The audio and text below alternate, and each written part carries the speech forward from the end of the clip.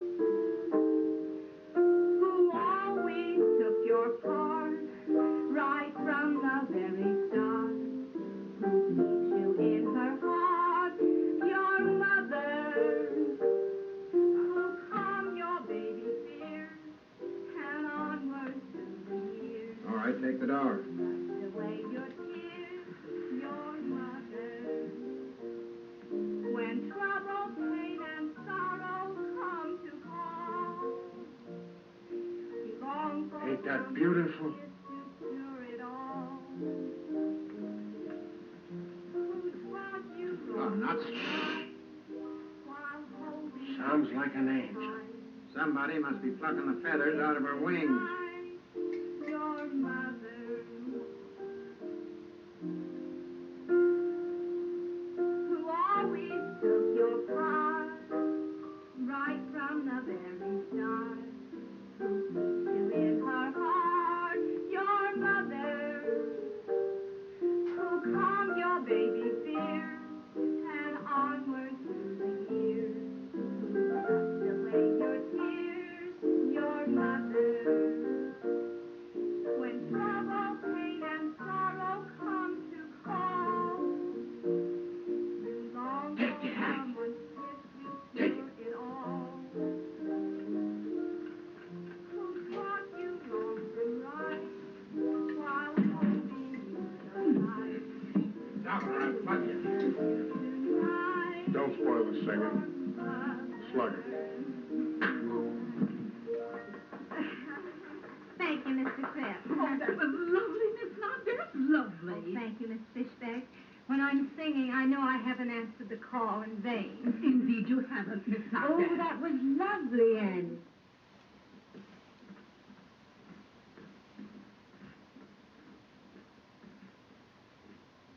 Apple green cake, I should get. Exactly. A deep rose with a...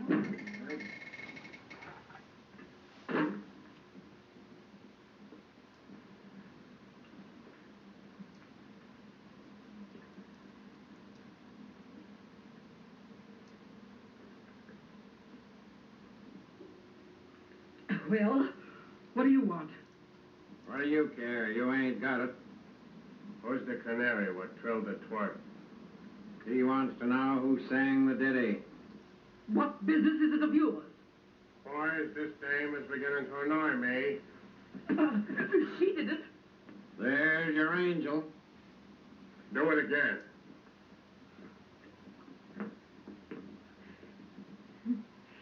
If you please, Mr. Fripp. If you please, Mr. Fripp.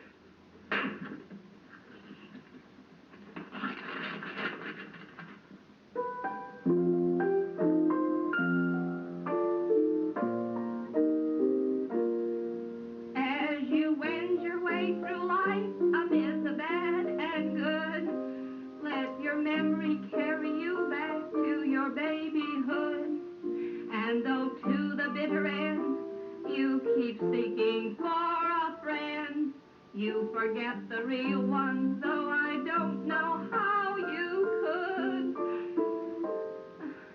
Who always took your part right from the very start. Who keeps you in her heart, your mother. Who calmed your baby fears and onward through the years. Who brushed away your tears, your mother. When trouble, pain, and sorrow come to call, you long for someone's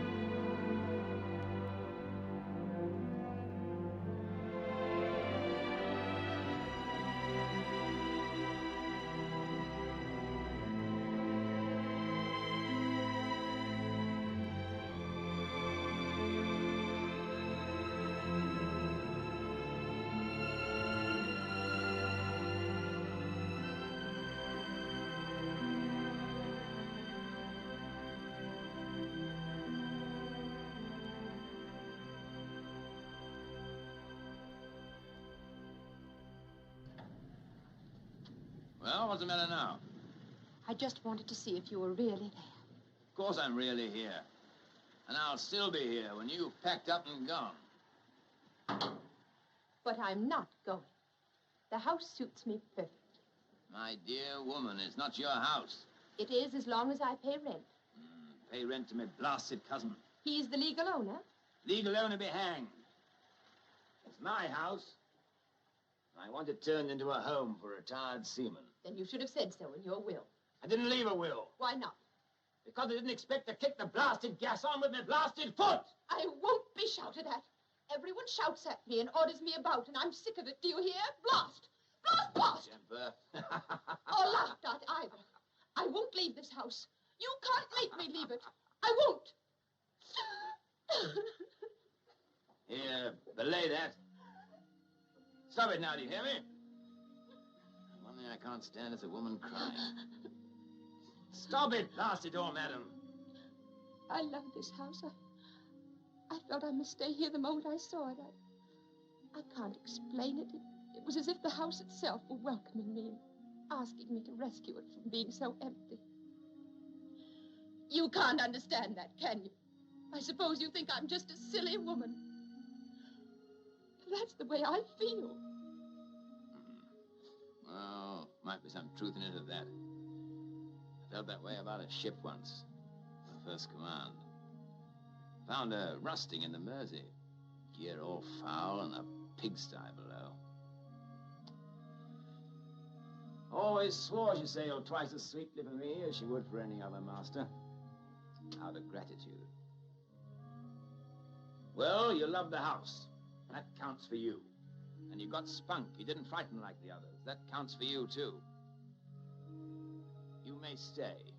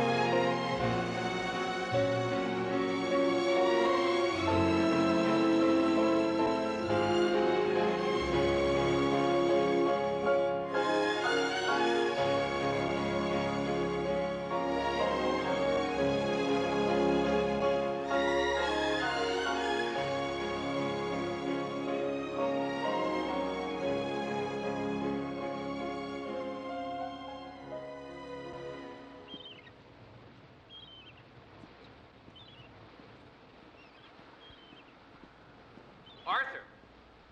Hi. Yes, Mr. Collier? Arthur, you know in the Hall of History, there's a photograph, a young woman. There's no nameplate. Yes, that's Elise McKenna. She was a famous actress in her day. Starred in a play in the Hotel Theater. I'm sorry, did you say that there's a theater here? Down by the lake. Really? When was this play done? 1912. 1912. Can I ask you a question? No. I'll ask it anyway. What are you fussing with the buttons on your dress for? Fussing them up. Let them alone. They're all buttoned up fine, as tight as they'll ever get. It's a nice dress, too. Brand new, ain't it? You expecting somebody? None of your business. and gets herself all decked out, she must be expecting her beau. Where is he? It's getting kind of late. I'm not expecting anybody. Oh, I see. You were, but now you ain't. Stand you up? Mr. Starbuck, you've got more gall. Let go of me. The minute I walked in this house, you didn't like me. Why? I said let go. You didn't like me. Why? Why'd you go up on your hind legs like a frightened mare? I wasn't frightened. Yes, you were. Of you of what? I don't know. Mares get scared by lots of things. Fire, lightning, the smell of blood. I wasn't scared, Mr. Starbuck. I was mad. You paraded yourself in here. You took over everything. I don't like to be taken by a con man. Get out of here. I'm sick and tired of this. I'm tired of you queering my work, calling me out of my name. I called you what you are, a big-mouthed liar and a fake. How do you know I'm a liar? How do you know I'm a fake? Maybe I can bring rain. Maybe when I was born, God whispered a special word in my ear. Maybe he said, Bill Starbuck, you ain't gonna have much in this world. You ain't gonna have no money, no fancy spurs, no white horse with a golden saddle. But Bill Starbuck, wherever you go, you'll bring rain. Maybe that's my one and only blessing. There's no such blessing in the world. I seen even better blessings, Lizzie girl. I got a brother who's a doctor. You don't have to tell him where you ache or where you pain. He just walks in and he lays his hand on your heart. And pretty soon you're breathing sweet again. I got another brother who can sing. And when he's singing, that song is there, it never leaves you. I used to think, why ain't I blessed like Fred or Ronnie? Why am I just a nothing man with nothing special to my name? And then one summer comes the drought. And Fred can't heal it away, and Arnie can't sing it away. But me, I go down to the holler. And I look up. And I say, please, rain. Please, please, bring rain.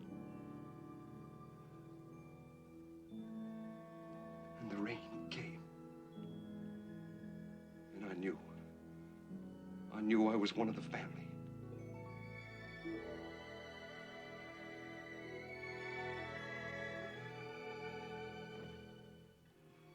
That's a story. You don't have to believe it if you don't want to.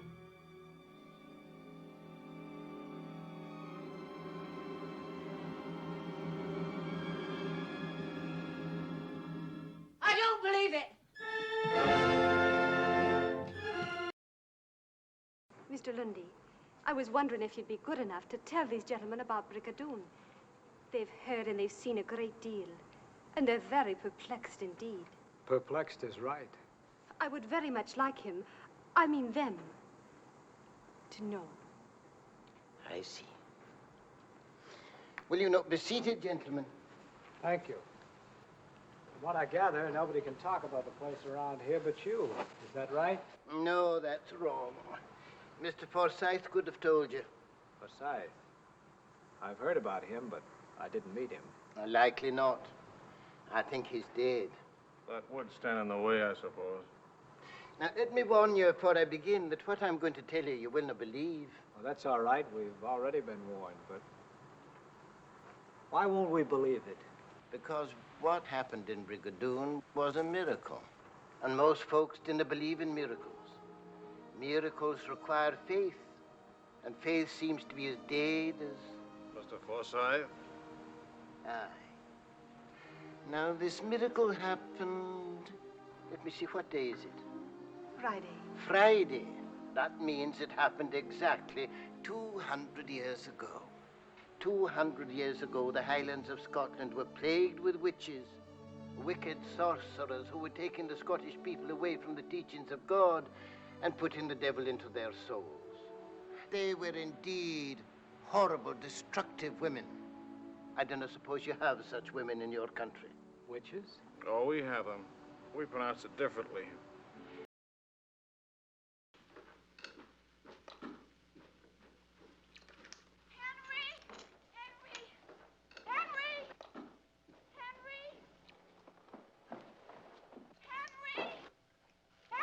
Easy, Henrietta. Coming right down.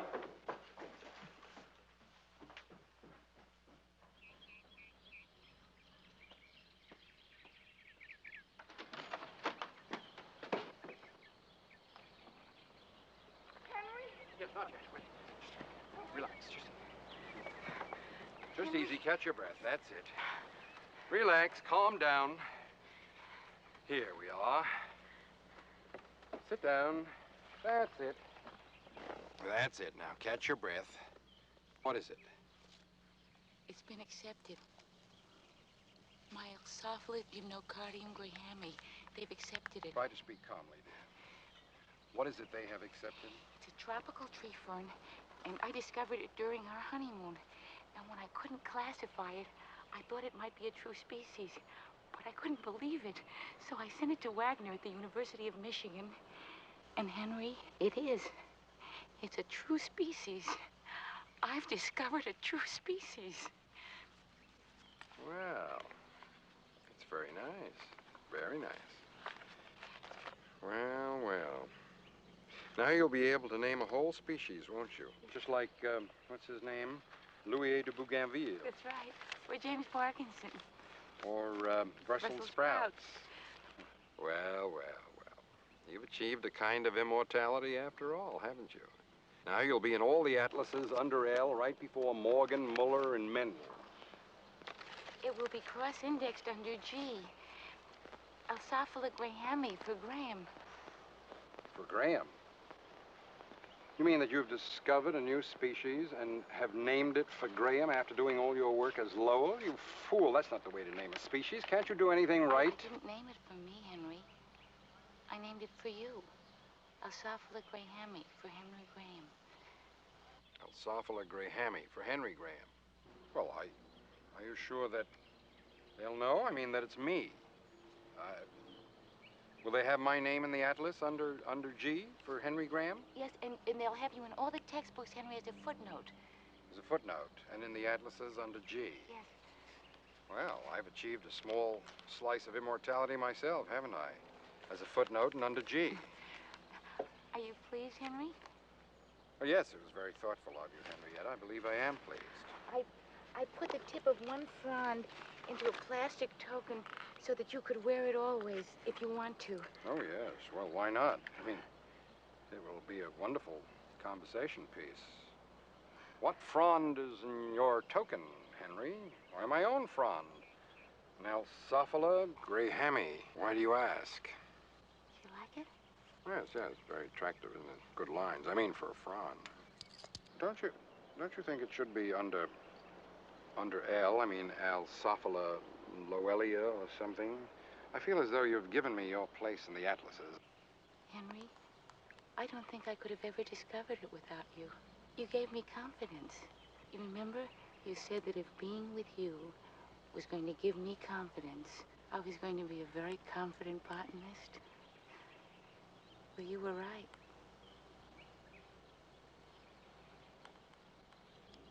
Alsophila grahami. Well, well, well. No more shall my eyes drink the sight of you like wine. Nevermore with a look that is a kiss. Follow the sweet grace of you. How you read it, his letter. I remember now the way you have of pushing back a lock of hair with one hand from your forehead. And my heart cries out. His letter. Cries out and keeps crying. And you read it so. Farewell, my dear, my dearest. In a voice. My own heart's own, my own in treasure. In such a voice. My love. As I remember hearing long ago. I am never away from you. Even now I shall not leave you. In another world, I shall still be that one who loves you beyond measure, beyond...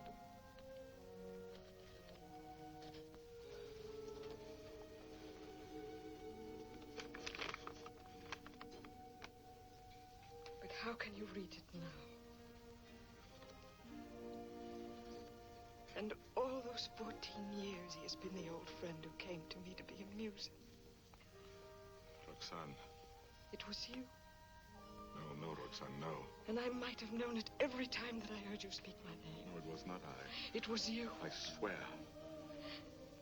The letters, that was you. No.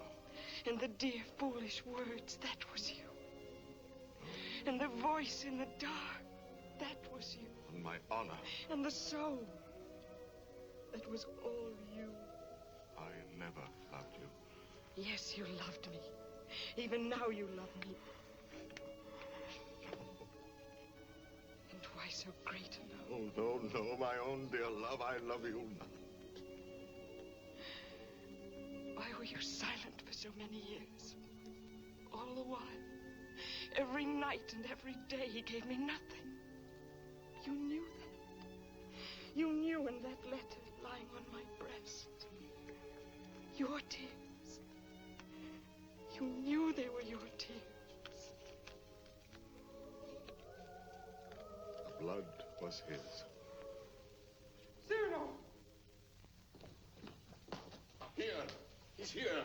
Oh, what recklessness. No. I knew it. Oh, Madame, he has killed himself coming here. That papers, what is it? Nothing. I did not finish my gazette. Saturday the 26th, an hour or so before dinner, Monsieur de Bergerac died. Foully murdered. Cyrano, what have they done to you? How fate loves a jest. Behold me ambushed, taken unawares. My noble foe, a lackey. My battlefield, a gutter. It seems too logical. I have missed everything. Even my death. Sisters! Sisters! No, do not go away. I may not be here when you return. You shall not die. I love you. No, well, that is not in the story. When Beauty said I love you to the beast, all his ugliness changed and dissolved like magic. But you see, I am still the same. And I have done this to you. You? Why, no. All my fault, mine. On the contrary. I had never known womanhood and its sweetness but for you. My mother did not like to look at me. I never had a sister. Later, I feared a sweetheart with mockery behind her smile. But because of you, I have had across my life one whispering silken gown. I never loved but one man in my life.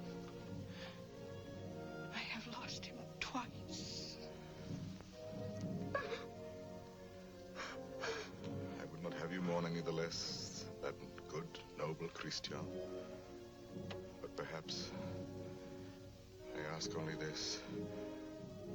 When the great cold gathers around my bones, that you may give a double meaning to your widow's weeds. And the tears you let fall for him may for a little be my tears. Oh, my love.